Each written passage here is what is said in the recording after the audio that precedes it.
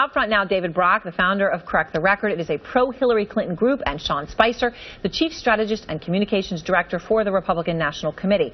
All right, Sean, let me start with you. Hillary Clinton was allowed to use a private email account. Granted, not supposed to use it for all of her communications, but she was allowed to use one. So ultimately, what's your problem with it? Well, I think most people have a private email account, a Yahoo or a Gmail or whatever account. That's totally normal. You have your personal account, you use it for your personal business. But there's a reason that government officials conduct government business on government emails.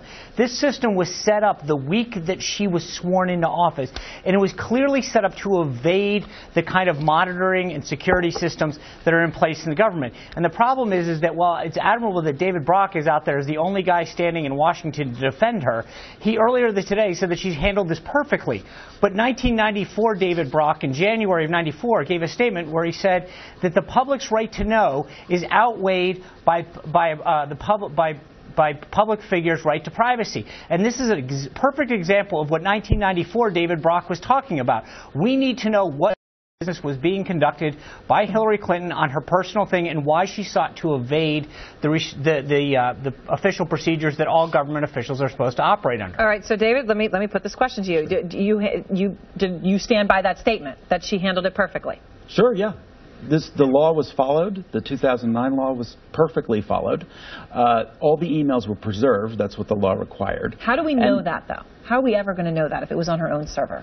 How are we going to know that they were preserved? Right. The State Department briefing said yesterday that she turned over 55,000 pages of email last fall, and that was 9 out of 10 email. The 1 in the 10 would be personal email that wasn't relevant or pertinent to public duty. And the vast majority of these emails were in the State Department system for years because they were sent to people who had government accounts. So she was compliant and she was transparent.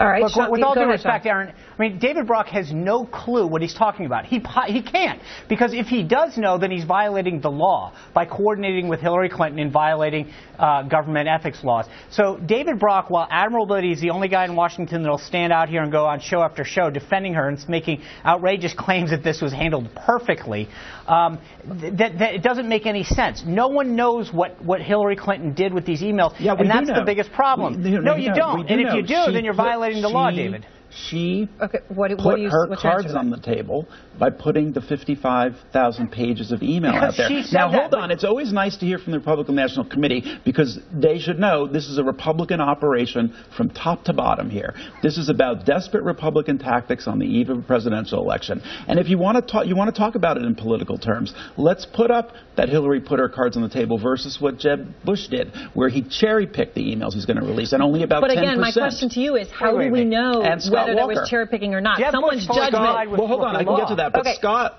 Go ahead. Yeah, and Scott Walker, a secret email system so we could do political work on county time. And the Bridgegate fiasco where Christie's aides destroyed email. That's real sketchy. No, let me go back to you. Your question is, how are we going to know? Hold on, let me answer the question I've got here. My question is, when you say 9 out of 10, how do I know it's really 9 out of 10? And because I don't know what that one was, how do I know that it wasn't something that's very important, relevant, or classified? It's her judgment. Yes. So here's how the law works.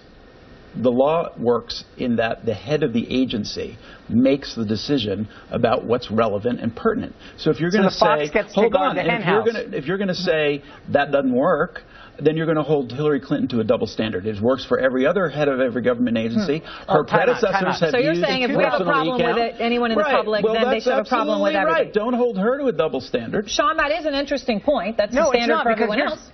Right, no, because in 2009, what David's trying to do is play fast and loose with the facts. There was a law in 2014 passed that dealt with how records had to be preserved. But in 2009, the National Archives and Administration put out regulations as to how everyone was supposed to handle it. The White House actually agreed that this is how she was supposed to. No, you don't know that, David. You have no clue because she gets to cherry pick what she puts out when she puts out. Look, the fact of the matter is that on the week that she was sworn into office, she went out and set up a private email account run out of her home to purposely evade these. Okay, wait, hold on. Let me just interrupt here, Sean. Let me ask you. Sean, she could have done it to purposely evade. She also could have done it with, hey, now I'm Secretary of State. I need to have the security to preserve these to make sure no one's going to come in and steal them, right? It could have been the exact opposite intent of what you're saying. Absolutely. Good point, Aaron. But the fact of the matter is that every security expert says that the way that she set up the system that she did was for privacy, not security. In her own book, Hard Choices, Hillary Clinton goes after has a whole chapter dedicated to hackers attempting to go into the State Department and other government and how the digital cyber world that we live in today is a dangerous thing. If she was so concerned about security, then she would have used that system. Second, she would have consulted folks and said, hey, I need to set up a secure system. This isn't somebody having a Yahoo or Google account. It's someone who is intentionally going out of their way to evade government monitoring. Now give David a chance to respond.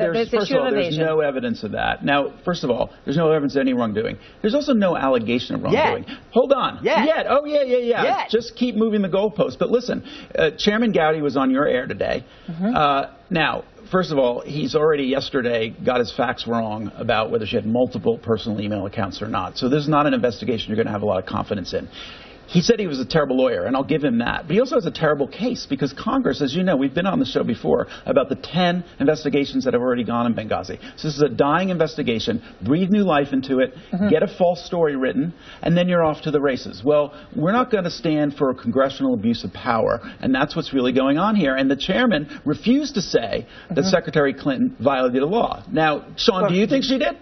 No, I don't know. That's the problem. Why not? Can't you read the statute? Hold on. It gets solved very easily. Can't you read the law? It gets solved. I know the law, and I know the act, too. Did she violate it? The difference is, I do think she violated the act, the 2009 act. Great. But again, you're David, the only here's one the out problem. there that I've seen say that. Okay, if you're going to ask me a question, let me answer it. I think the easiest way to do this is to have Hillary Clinton release all of the emails, and then we can all know what's going on. Because if she wasn't going to evade, and she knew what she was doing, and this wasn't an attempt to evade it, then release all the emails. That will solve this for everybody, and it's easy. That's one simple thing. Governor Bush put out all of his emails. They're out there for everyone to see. She should do the same. Do the same. It's a very simple fix. He did not. Because you said she's handling it perfectly. She's already turned the email over. Sean got the first word. Quick final word to you, David. These emails, maybe Sean doesn't understand the law, they have now become permanent federal records. I don't know how to... That means they will become public. They are FOIA-able. The Congress is going to have access to. The ones we know about. I guess that's the issue. Are we ever going to truly know? We do know. All right. Well, thank you very much, David and Sean. I appreciate it.